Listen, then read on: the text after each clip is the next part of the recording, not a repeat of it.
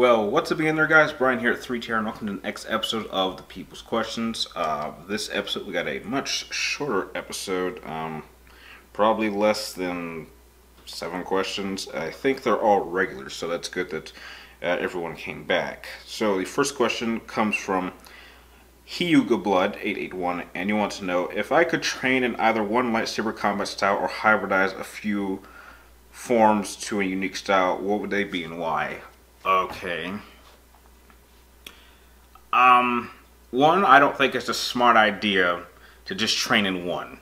Even the most basic, low-level Jedi did not do that. Because their forms were dictated by the times. But if I could hybridize one form, if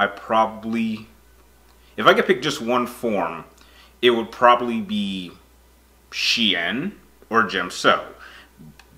Basically, both variations of each form, because one would keep me prepared if I were taking on other sword-wielding opponents, and one would allow me to deal with projectile enemies. I mean, the whole point of Gemso, or Xi'an I should say, is that you would fire the projectiles back at the shooter and take them out. Surisu, the all-defensive form 3, is about simply deflecting the shots away from everyone else and just protection. But I think that having the ability, it's the equivalent of having a powerful shield and sword. And so I think I would probably stick with that one form if I could only pick one. The next question is another Star Wars question coming from Santiago Scarpino. You want to know, which is the one place in Star Wars universe that I wouldn't want to live in?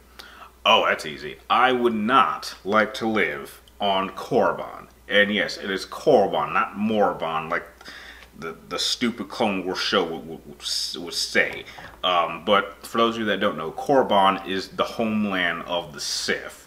I don't think I would want to live there at any period. I mean, whether it was populated by Sith, which there were constant civil wars, so you really couldn't stay out of the action. And even after it was desolated, the entire planet is just one giant dark side nexus. There are spirits of Sith everywhere, and like the more powerful you are, the more in danger you are. I mean, when Yoda went there in the lost episodes, I mean, he ran into the spirit of Darth Bane.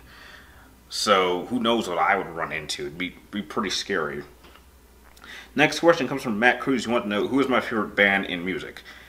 Well, if you would believe me, my current favorite band, well, it's complicated. My all-time favorite band, I would say, is Linkin Park. But it would be Linkin Park back in the day, not Linkin Park as they are now. I'm one of those people that was listening to Linkin Park when I was a teenager. I'm very fond of their music. I absolutely love their first 2 albums, which are Hybrid Theory and Meteora. Meteora, let me just say it right now, is probably the only album that I've ever heard where I would consider it a perfect album. It is literally every song on there I don't like, I love. I can't even say that about Michael Jackson albums, because as close to perfection as those albums are, there's maybe 1 or maybe 2 songs on at least each of those records that I'm not really particularly fond of. But I can't say that about Meteor. That is the one perfect album of all time, at least for me. But with their newer stuff, it just doesn't quite click with me. I mean, I'm not gonna be one of those fans that say that, you know, they're selling out, or, you know, they've forgotten how to make music. I'm not gonna do that. But I am going to say that I'm not really a big fan of the direction that they have chosen. It would be like Metallica wanting to do hip-hop. It just doesn't work. And I understand that they're older and they probably can't do some of those older songs anymore. They don't have that energy. But I would say that if I were a band member and I got older and I was a band like that, I would at least do one final album that was kind of like a last hurrah to that older stuff, because it's the older stuff that we are still talking about today. And that's something that should be praised, that some of your older music is still as popular to them as it is now. And your newer stuff just isn't clicking. I mean, it might get you some newer fans, but you're going to push your old fans away, the ones that made you what you are today. And I think that's the problem. So every once in a while they'll maybe do 1 or 2 songs that I think are okay, but not nearly on the level as some of their older stuff. So that's why at Linkin Park, I still listen to a lot of their older music even now. The next question comes from Shiny Mega Gengar. You want to know, here is a top 10 idea. Top 10 hack and slash video games. Also, am I going to buy the Crash Bandicoot trilogy? Yeah, sure. I liked Crash, playing it back in the day, so with this HD update, yeah, absolutely, I'll pick it up. The next question comes from Abil, and you want to know, will I be using Final Fantasy characters in my Versus series other than characters in 6, 7, 8, 9, 10, or 15? Well, we are tackling 9 and 15 for the very first time, so I'm not sure why you would add those. But other than those, what games could we possibly go with? We can't really use anyone from the first 3 games. The job system makes it impossible to come up with any sort of stats. 4 is kind of pushing it. 5, it's just a lack of visual sources. And if we go into 11, 11 is an MMO. Obviously, that's completely player choice. 12, you could do, but not really a big fan of 12. I believe, surprisingly, I know a few people that are. We damn sure ain't tackling 13 unless I get permission to use a certain character from someone else. We can't use 14 because that's an MMO also. And what else could we use? I mean, do you want to use Type 0? You want to use characters from that?